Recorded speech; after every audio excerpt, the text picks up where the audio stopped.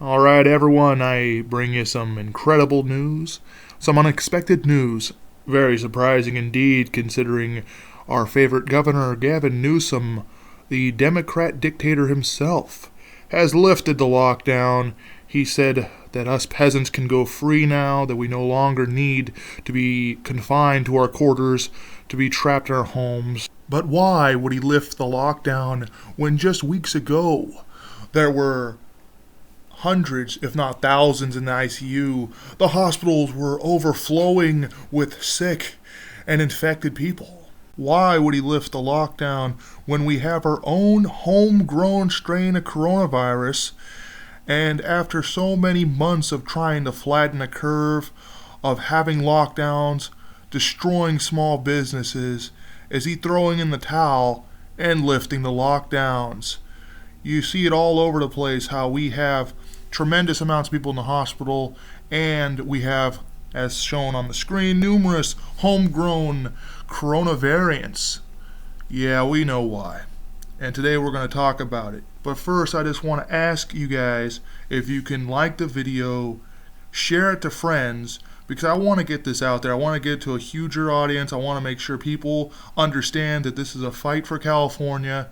And I'm not doing this for views or anything like that. If people can see this video and then go in the description, go to Gavin Newsom, the recall website, to recall Gavin Newsom 2020, we can get rid of this clown. And we can start to fix California and to make this state the golden state it once was. Alright, now that I got that out of the way, we're going to jump right into it. So today is January 27th, and as you heard, a few days ago the lockdown was lifted. And I find that strange because less than 10 days ago, we were the first state to reach 3 million COVID-19 infections. Yes, that's correct. The Golden State has become the first in the nation to record more than 3 million known coronavirus infections, according to a Monday tally by Johns Hopkins University. You can go on that the AP press, they were reporting the grim milestone wasn't exactly unexpected with 40 million residents. Anyway, we can read about that, but not that important because we have another thing here a few days later, which was literally about a week ago, that I found interesting here. I apologize for this website. It's really not the best website, but okay. So roughly a week ago on Wednesday, January 20th, we had doctors and nurses treating 14 patients at the Sleep Train Arena, the former home of the Sacramento Kings, in the Natomas neighborhood north of Sacramento downtown. And not only that, but they're, using the arena as a makeshift hospital. But California, that day, the 20th, reported second highest number of daily COVID-19 deaths. Yes, 694 new deaths just 7 days ago. I mean, why is Newsom lifting the lockdown when we have all these people dying? What is really going on? Yes, we've greenlit the Moderna vaccine, and we have all these vaccines coming in, but as I'm sure you're aware, Gavin Newsom's doing a horrible job rolling out the vaccines. There was a freezer malfunction up in NorCal where basically they had a time limit, either throw away all the vaccines or, and this is what they did, they vaccinated anyone that was wanting a vaccine. They went outside and started hollering at just people walking by, hey, you want a vaccine? Come on in. And this was after 70 and 65-year-olds were being turned down in the beginning of January because they weren't quite old enough. Originally, you had to be over 75 to get a vaccine, or a healthcare worker on the front lines, yada, yada, yada. So that's what was going on there. And then we can go over to the Chicago Tribune. Ambulances wait for hours. Gift shops become overflow wards as California hospitals buckle under COVID-19's weight. See, this was only 3 weeks ago. So what happened to all this, Gavin Newsom? That's right, ambulances were waiting hours for opening to offload coronavirus patients. You had overflow patients moved to hospital hallways and gift shops, even a cafeteria. Refrigeration trucks were on standby, ready to store the dead. It was the grimmest day of all, December 15th, when 5,000 body bags were being distributed. It was clear then that the nation's most populous state had entered a new phase of the COVID-19 crisis. So why, when it was racing out of control only 27 days ago, and now all of a sudden everything's hunky-dory, everything's fine, everyone's ready to open up shop, and Gavin Newsom has declared the lockdown over? Yeah, we know what's going on.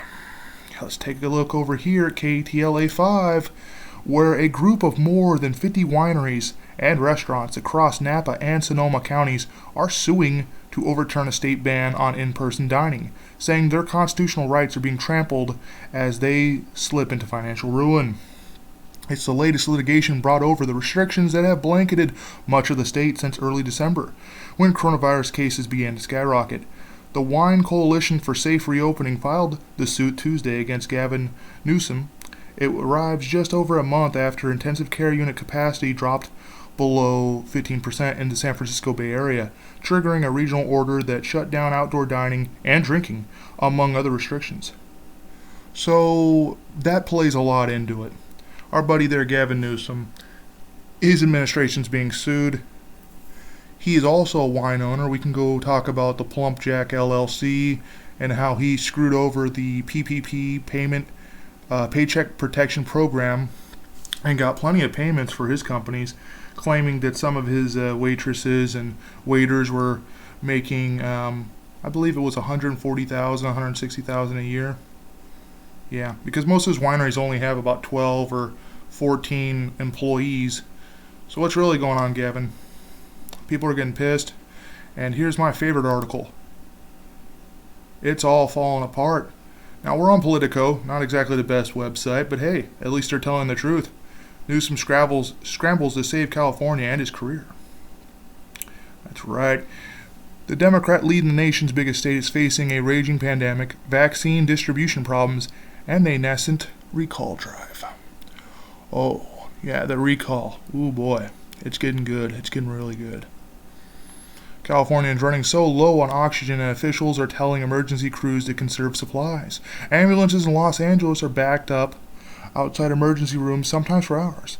And the coronavirus vaccine distribution remains so disjointed that a freezer failure that forced immediate inoculations of hundreds of people in Northern California, inmates, older people, and some people off the street, was hailed as an improvement. That's right. Californians are frustrated, tired, and sick. And in the midst of the unfolding catastrophe, Governor Gavin Newsom, confronting a burgeoning recall effort on top of a year of wildfires and civil unrest, is under siege. Oh yeah. Like Ted Costa said here, people are really pissed off. The anti-tax crusader who was the original proponent of the Davis recall, he signed a Newsom recall last week in the parking lot of a Home Depot in Thousand Oaks. Things can get hot quick, and I don't know if Newsom realizes what happens when a groundswell hits. That's right, Newsom's under fire by numerous people. He's basically screwed as far as I'm concerned. Our recall effort has reached 1.2 million signatures and growing. We have literally 2 more months. I believe the middle of March is our deadline. And I believe we can do it, but only with your help.